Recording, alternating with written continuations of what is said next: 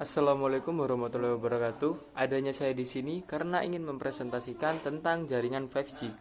Jaringan 5G sendiri adalah generasi kelima dari teknologi seluler nirkabel yang menawarkan kecepatan unggah dan unduh yang lebih tinggi, koneksi yang lebih konsisten, dan peningkatan kapasitas dibandingkan jaringan sebelumnya.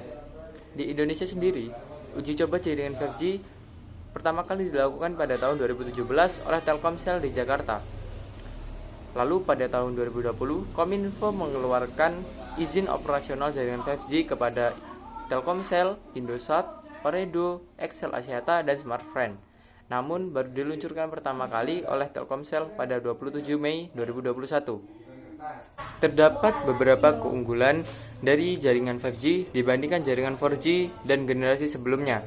Yang pertama adalah kapasitasnya yang jauh lebih besar. Lalu yang kedua, kecepatan uploadnya. Yang ketiga, kekuatan sinyal. Yang keempat, kecerdasan perangkat. Dan yang terakhir adalah latensi.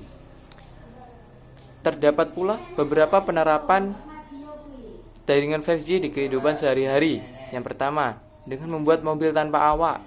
Yang kedua, robotik. Karena dengan adanya 5G, kemampuan robot lebih meningkat. Karena selama ini tantangan besar dalam pengembangan robotik adalah latensi. Lalu yang ketiga, AR, AR, dan VR. Kehadiran teknologi 5G dapat meningkatkan pengalaman augmented reality dan virtual reality yang makin nyata dan realistis serta lebih terasa real time. Dan yang terakhir adalah evolusi Internet of Things atau IoT. Teknologi 5G akan meningkatkan kualitas dan kemampuan produk Internet of Things yang bisa dimanfaatkan untuk berbagai keperluan, misalnya smart home, smart office, hingga smart city.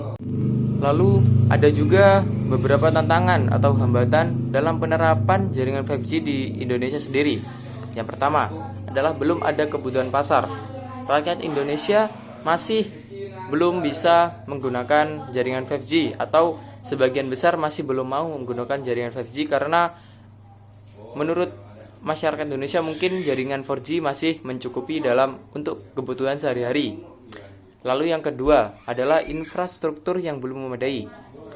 Infrastruktur di Indonesia masih terdapat di beberapa kota besar sudah bisa terhubung dalam jaringan 4G, namun di Indonesia sendiri belum bisa merata untuk seluruh daerahnya. Lalu yang terakhir adalah spektrum frekuensi radio yang tepat. Mungkin cukup itu saja yang bisa saya sampaikan. Saya mohon maaf jika ada salah kata atau kata-kata yang kurang berkenan. Saya akhiri. Wassalamualaikum warahmatullahi wabarakatuh.